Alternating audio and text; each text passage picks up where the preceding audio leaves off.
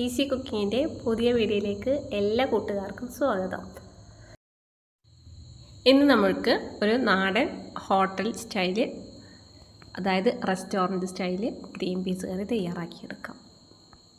അതിന് വേണ്ടിയിട്ട് ഒരു 6 മണിക്കൂർ കുതിർത്തിയെടുത്തിട്ടുള്ള ഗ്രീൻ പീസാണിത്. ഇത് കഴുകിയിട്ട് നമുക്ക് കുക്കറിലോട്ട് ഇട്ട് കൊടുക്കാം. അപ്പോൾ നമുക്ക് പെട്ടെന്ന് തന്നെ ഒരു 2 മണിക്കൂർ കൊണ്ടൊക്കെ ഗ്രീൻ പീസ് കുതിർത്തിയെടുക്കാം. അതിന് നമുക്ക് കുറച്ച് ചൂടുള്ള വെള്ളത്തിൽ കുതിർത്താനായിട്ട് വെച്ചാലും മതി കേട്ടോ. ഇനി ഗ്രീൻ പീസിൻ്റെ ഒപ്പത്തിന് വെള്ളം ഒഴിച്ചു കൊടുക്കുക.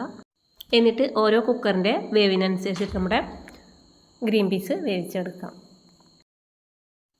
ഇനി നമുക്കൊരു പാനിലോട്ട് ആവശ്യത്തിനുള്ള വെളിച്ചെണ്ണ ഒഴിച്ചു കൊടുക്കാം.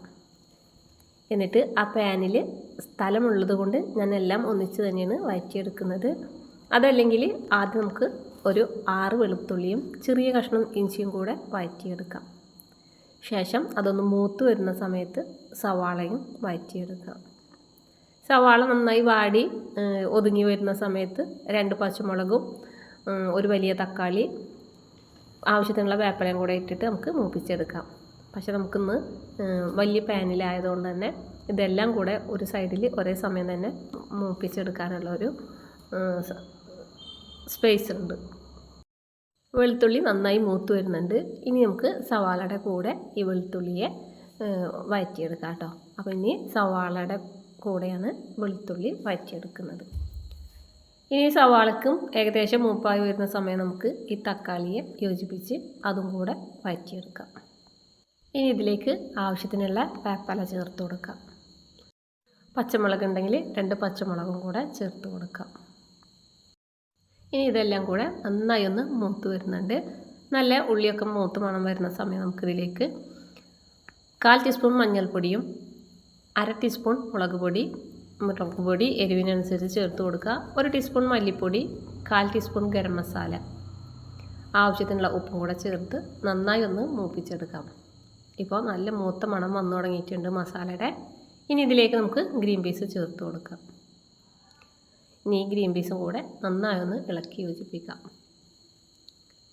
ഇനി ഇതിലേക്ക് നമുക്ക് ആവശ്യത്തിനുള്ള ചൂടുള്ള വെള്ളം ഒഴിച്ചു കൊടുക്കുക. അപ്പോൾ പച്ചവെള്ളം ഒഴിച്ചു കൊടുക്കാതിരിക്കുക, ചൂടുള്ള വെള്ളം തന്നെ ഒഴിക്കാൻ ശ്രദ്ധിക്കുക. കൂടെ തവി കൊണ്ട് നമ്മുടെ ഗ്രീൻ പീസ് ഒന്ന് ഉടച്ചെടുക്കാം. ഇനി തവി വെച്ച് ഉടക്കാൻ കഴിയില്ലെങ്കിൽ ചെറിയ കല്ലിലേക്ക് കുറച്ച് എടുത്തിട്ട് ഒന്ന് ചതച്ചിട്ടാൽ നമ്മുടെ ഈ കറിക്ക് നല്ല കുറുക്കവും കിട്ടും. ഇനി ഇതിലേക്ക് തേങ്ങ അരച്ചതോ മസാലയോ തേങ്ങാപ്പാലോ അങ്ങനെ എന്തെങ്കിലും ഒഴിക്കണമെങ്കിൽ ഒഴിക്കാം. പക്ഷേ നമുക്ക് കടയിൽ നിന്ന് വാങ്ങിക്കുന്ന ആ ഒരു ടേസ്റ്റിലായതുകൊണ്ട് തന്നെ ഇതിൽ തേങ്ങയൊന്നും ചേർക്കുന്നില്ല.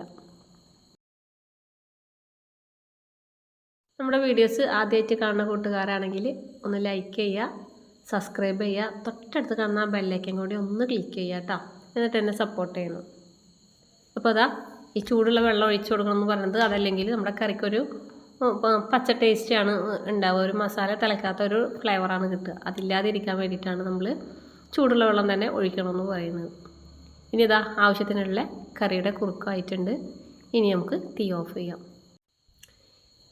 അപ്പോൾ ഈ രീതിയിൽ കറി വെച്ച് നോക്കാത്തവരാണെങ്കിൽ ഒന്ന് വെച്ച് നോക്കുക.